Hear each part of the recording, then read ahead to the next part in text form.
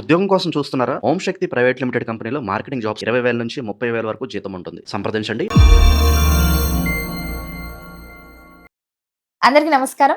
ప్రస్తుతం మనతో పాటు ఉన్నారు ప్రముఖ ఆధ్యాత్మికవేత్త, జ్యోతిష్య పండితులు చెబియం కిరణ్ శర్మ గారు. గురుగారితో మాట్లాడతాం.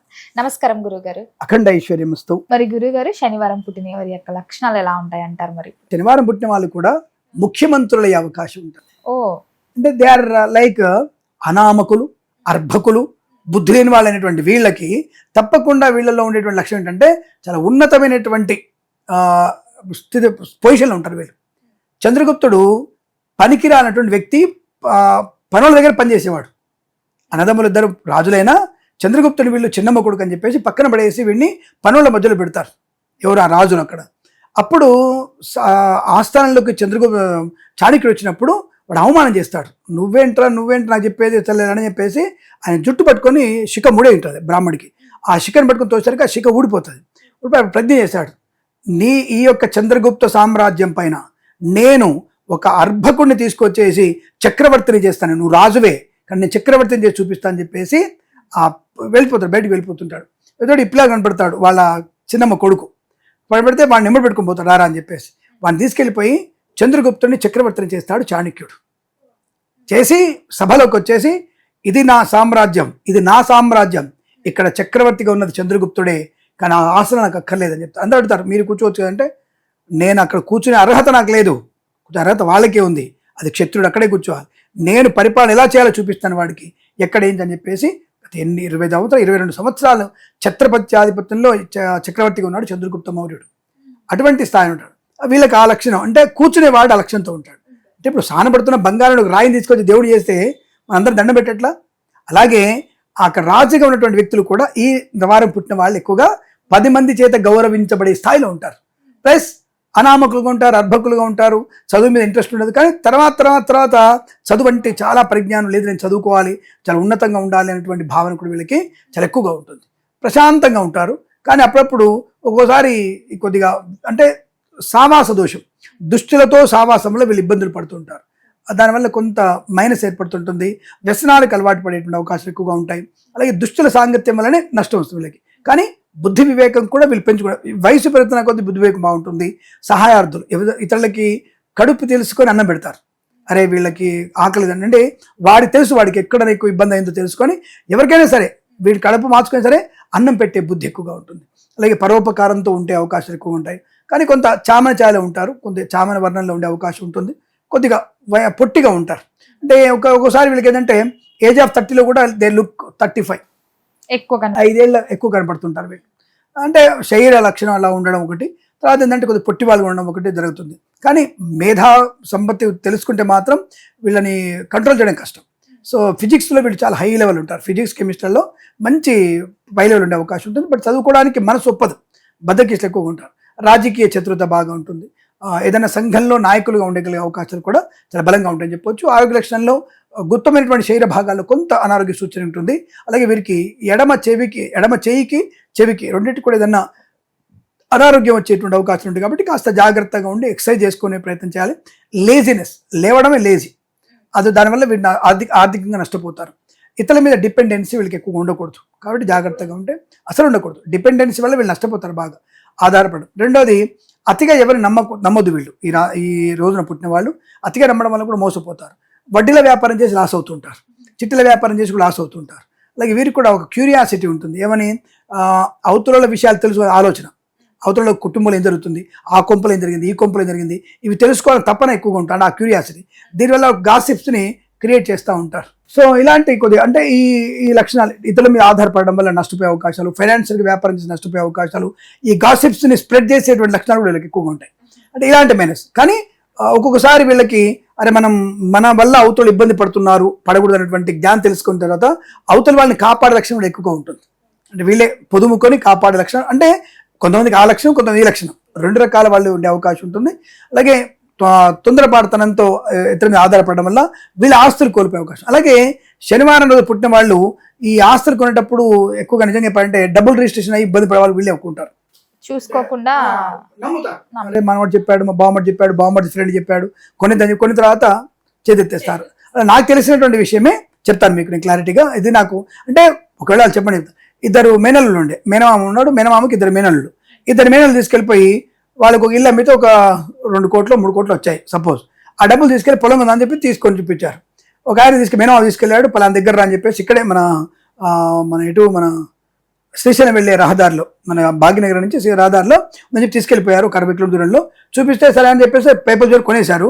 ఇప్పుడు అది ఆ సర్వే నెంబర్లో వీళ్ళ స్థలం ఉంది, కానీ ఎక్కడ ఉందో తెలియదు వీళ్ళకి. సర్వే నెంబర్లో ఉంది,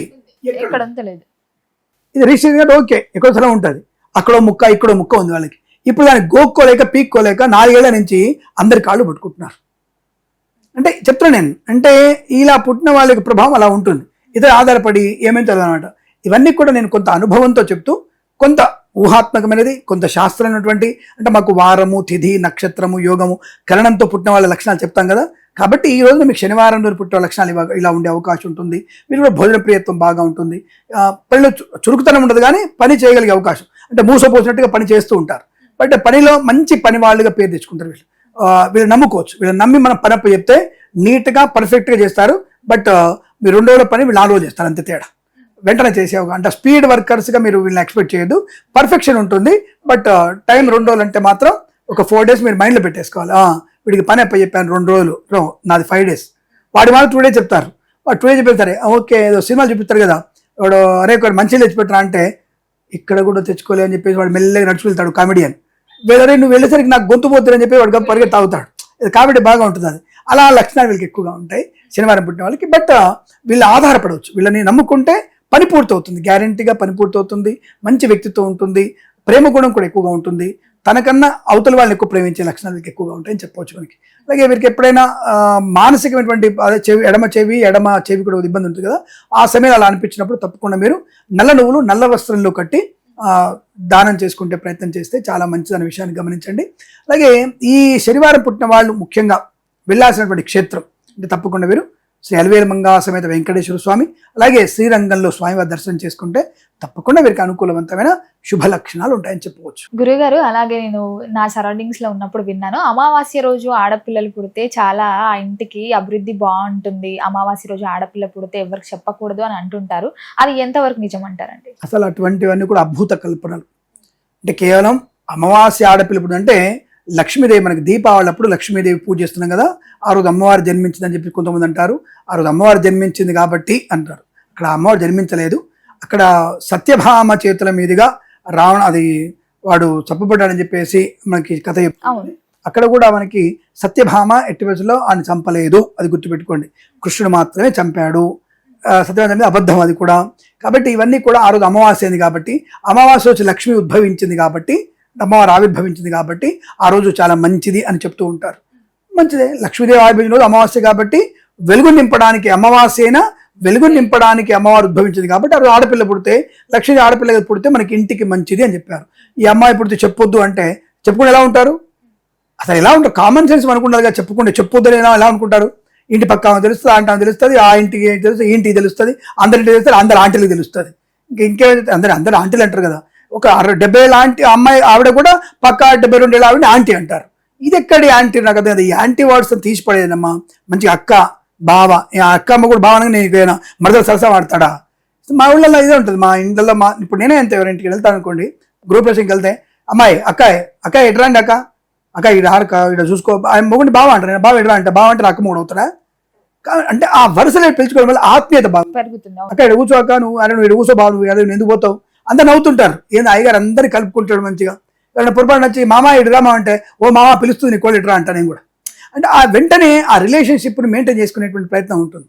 కాబట్టి అంతే తప్ప ఇక్కడ అందరికీ తెలుస్తుంటుంది కనుక ఇప్పుడు మీరు అమావాస్య పుట్టిన ఆడపిల్లకి లక్ష్మీప్రదం, దాని కాదనట్లేదు, మంచి యోగం ఉంటుంది, ఇంటి కలిసి వస్తుంది. అసలు ఆడపిల్లని ఇల్లు అడవి లాంటిది. ఆడపిల్ల ఉన్న ఇల్లు అద్భుతమైనటువంటి వనం, అద్భుతమైనటువంటి స్వర్గం అది.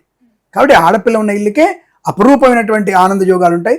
ఆడపిల్లని అడవి కాబట్టి ఆడపిల్ల ఉన్న ఇంటికే మంచిది. కాబట్టి అమావాస్య పుట్టినా, శుక్రవారం పుట్టినా, బుధవారం పుట్టినా, ఏ వారం పుట్టినా ఆడపిల్లకి అత్యుత్తమైనటువంటి శుభయోగాలు ఉంటాయి. ఆ ఇల్లు ఎప్పుడు కళకళలాడుతుంది, దాని ఎటువంటి అబద్ధం లేదు.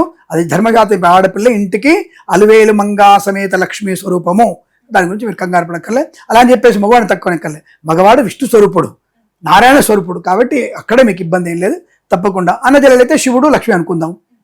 భార్యాభర్తలు అనుకుంటే నారాయణ స్వామి లక్ష్మీదేవి అనుకుందాం, దాని పిల్లలైతే నారాయణుడు పార్వతీదేవి అనుకుందాం. వాళ్ళ దగ్గరే కదా, ఇటు వరుస అటు వరుస కదా. కాబట్టి అమ్మాయి ఎప్పుడు పుట్టినా, అమావాస్య పుట్టినా, ఏ వారం పుట్టినా, ఏ రోజు పుట్టినా అద్భుతం. అమ్మాయే లక్ష్మీదేవి లాంటిదే. ఆడపిల్లకి మించినటువంటి ఆనందము లక్ష్మి ఇంకెవరు లేరన్న విషయాన్ని గుర్తించండి. గురుగారు, మొత్తం మీద మాకు తెలియని ఎన్నో మంచి విషయాలు తెలియజేసినందుకు ధన్యవాదాలండి. శుభమస్తు, అఖండ ఐశ్వర్యమస్తు. ప్రేమతో మీ కిరణ్ శర్మ.